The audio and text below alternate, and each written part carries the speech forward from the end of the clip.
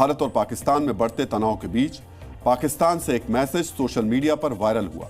इस मैसेज में कहा गया था कि कश्मीर में कुछ इजरायली देखे गए हैं और इजराइल अब युद्ध में भारत की मदद करने वाला है। सच्चाई यह है कि इजराइल फौज से कोई भी भारत नहीं आया है। फिर भी पाकिस्तान के अंदर इजराइल का इतना डर क्यों है? इस सवाल का जवाब है आतंक के खिलाफ इजराइल की डॉक्ट्रिन। अपनी इसी डॉक्ट्रिन की वजह से इजराइल कई अरब देशों से घिरा होने के बावजूद सीना तानकर खड़ा है। अपनी इसी डॉक्ट्रिन की वजह से इजराइल ने हिजबुल्लाह से लेकर हमास जैसे बड़े बड़े आतंकी संगठनों की कमर तोड़कर रख दी है। आज एक विचार भी भारत में उठ रहा है।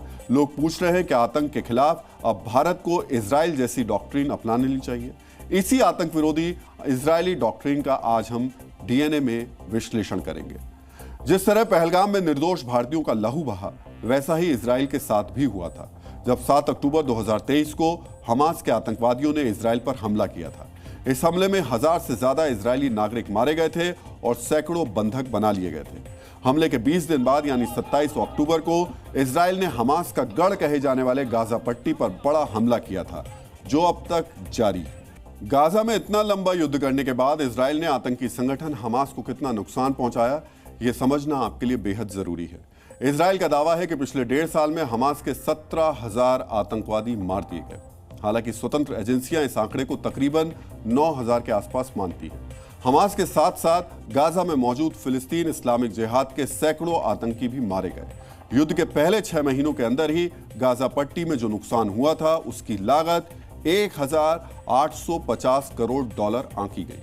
एक तरह से इजराइल ने हमास को इतना नुकसान पहुंचा दिया कि लंबे वक्त तक हमास इससे उबर नहीं पाएगा।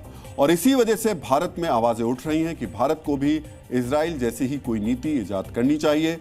जानकार भी मानते हैं कि पहलगाम आतंकी हमले का जवाब ऐसा होना चाहिए जिससे पाकिस्तान प्रायोजित आतंक लंबे वक्त तक खामोश रहने को मजबूर हो जाए। इस बार भारत ने उन सब पॉइंट्स के ऊपर हमला बोलना पड़ेगा जो इस आतंकवाद को चलाते हैं, जो उसको शेयर देते हैं, जो ट्रेनिंग कराते हैं, जिनके नाम पर ये चलता है, जो सोच है उसको ख़त्म करने के लिए जो भी भारत को करना पड़ेगा, उन सब पॉइंट्स के ऊपर साइमल्टेनियसली एक ही समय में उनको आक्रमण करना पड़ेगा। इजराइल एक ऐसा देश है जो एक नहीं बल्कि कई देशों में मौजूद आतंकी संगठनों का सामना कर रहा है। इसी वजह से इजराइल ने आतंक के खिलाफ सख्त और व्यापक नीति अपनाई है और समय समय पर अपनी नीतियों में बदलाव भी किए हैं। इजराइल की आतंक रोधी नीति क्या है, यह जानना आपके लिए बेहद जरूरी है।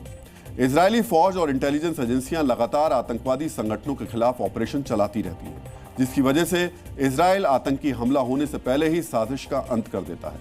आतंकी संगठनों के बड़े कमांडर्स को टारगेट करने की कोशिशें भी लगातार जारी रहती हैं, जिसकी वजह से कोई भी आतंकी संगठन स्थिर नहीं रह पाता।